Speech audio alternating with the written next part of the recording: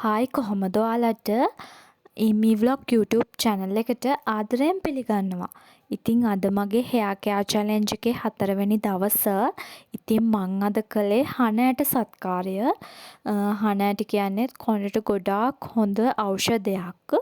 ඉතින් මේක හදාගන්න විදිහ කිව්වොත් මේක වතුර භාජනයක් ලිපේ තියලා හණ ඇටත් ඒකට දාලා හොඳට ඒක උතුරනකම් හැඳි ගගා ඒක හොඳට උතුරන්න දෙනවා. ඊට පස්සේ ඒක හොඳට ඉතුරනකොට අර ජෙල් එකක් වගේ ආවම ඒක ලිප ඕෆ් කරලා හොඳට නිවෙන්න තියලා පාවිච්චි කරන්න පුළුවන්. කොණ්ඩේ හොඳට ගාලා හිස් කබලේ වගේම කොණ්ඩේ අග්ගිස්සේ ගාලා මේක පැයක් විතර තියලා වොෂ් කරන්න පුළුවන්. ෂැම්පු කන්ඩිෂනර් පාවිච්චි කරේ නැහැ මම. ඒ වෙලේම කොණ්ඩෙට ෂයින් එකක්, කොණ්ඩේ කඩා හැලිලා අර ලස්සන අර ෆ්‍රිසි ගතිය අඩු වෙලා, ඩ්‍රයි ගතිය අඩු වෙලා කොණ්ඩෙට ෂයින් එකක් එනවා. ඒ වගේම මම Google කරලා බලද්දී තිබුණා මේකෙන් කොණ්ඩේ වර්ධනය වෙනවා වගේම කොණ්ඩේ වැටීම අඩු කරනවා. හිස්සොරි අඩු කරනවා. කොණ්ඩෙට නැචරල් ෂයින් එකක් දෙනවා. කොණ්ඩේ අග පැලීම අඩු කරනවා කියලා මේකේ තියෙනවා. ඉතින් අපි බලමු ඒ වගේම හොඳ රිසල්ට් එකක් ලැබෙයිද කියලා. ඉතින් කොණ්ඩෙට වගේම මේක හමටත් ගොඩාක් හොඳයි. ෆේස් පැක් එකක් විදිහට එහෙම පාවිච්චි කරන්න පුළුවන්.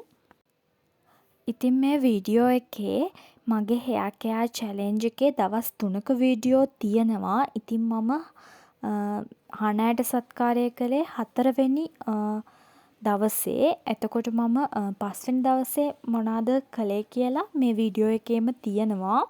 ඒ වගේම 6 වෙනි දවසේ 4 5 6 දවස්වල ඒවා තියෙන්නේ. ඉතින් මගේ hair care challenge එකේ 5 වෙනි දවසේ මම කළේ oil treatment එකක්. ඉතින් oil treatment එකට මම පාවිච්චි කරේ olive oil, E vitamin, rosemary. මේ රෝස්මෙරි ඕනම ආයුර්වේදික කඩේක තියෙනවා. මට 140ක් තමයි මේ රෝස්මෙරි පැකට් එක උනේ. ඉතින් අද මම ඔයිල් ට්‍රීට්මන්ට් එක කළේ කරනකොට ඩබල් බොයිල් ක්‍රමයට රත් කරගෙන තමයි මේ ඔයිල් එක පාවිච්චි කරේ. ඉතින් ඔයිල් ට්‍රීට්මන්ට් එකක් කරන එක ගොඩක් වැදගත් අපේ hair care challenge එකේදී. ඉතින් මම 5 වෙනි දවසේ ඔයිල් ට්‍රීට්මන්ට් එකක් තමයි කළේ. ඉතින් ඔයිල් එක පුළුන් කෑල්ලක් ආධාරයෙන් හොඳට හිස් කබලේ ගාලා හොඳට මසාජ් කරලා ඉවර වෙලා ඊට පස්සේ පැයකින් විතර හොඳට ෂැම්පු කන්ඩිෂනර් දාලා කොණ්ඩේ වොෂ් කරා.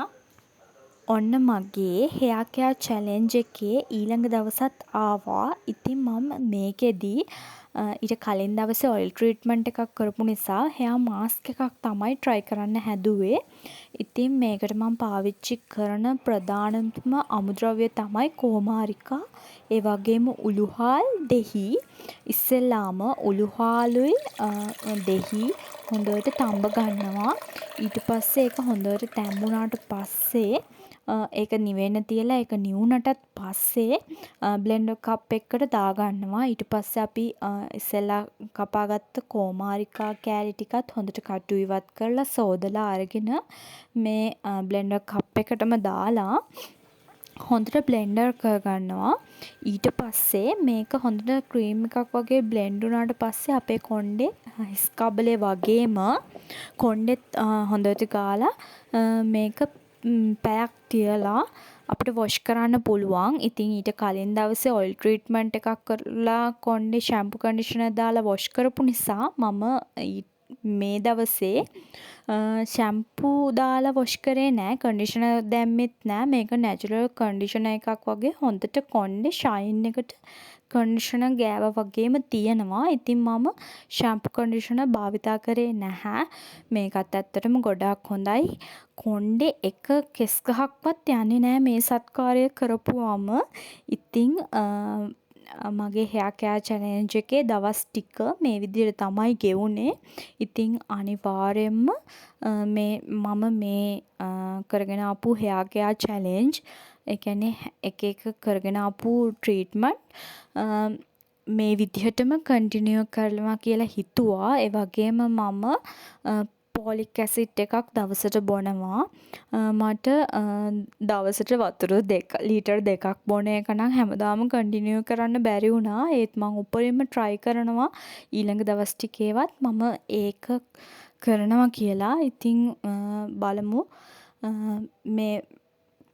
ඉතින් මේ ට්‍රීට්මන්ට් ටික තමයි මම හැමදාම ආයෙ කරන්න කියලා හිතුවේ. දැන් මම ඔයාලට ට්‍රීට්මන්ට් ගොඩක් සතියට ට්‍රීට්මන්ට් කරන්න ඕනි ටික මම කරන ටික දාලා තියෙන්නේ. ඉතින් මේ ටික මම දිගටම මාසයක් කරලා බලනවා කොහොමද රිසල්ට් කියලා.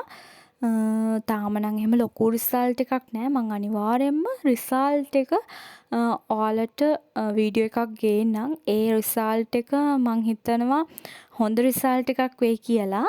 සමහර විට කොණ්ඩේ වැවුන්නේ නැති වුණත් මං ඒක ඔයාලත් එක්ක ෂෙයා කරගන්න ආසයි. ඉතින් මේ වගේම තව මාසෙකින් මේකේ අප්ඩේට් එකක් දෙන්න බලාපොරොත්තුවෙන් මම මේ වීඩියෝ එක ඉවර කරනවා. ඉතින් ඔයාලා අනිවාර්යයෙන්ම එකතු වෙන්න. මගේ YouTube channel එකට කියලා ආරාධනා කරනවා. subscribe කරලා like කරලා comment කරලා එකතු වෙන්න. ගිහින් යන්න. bye.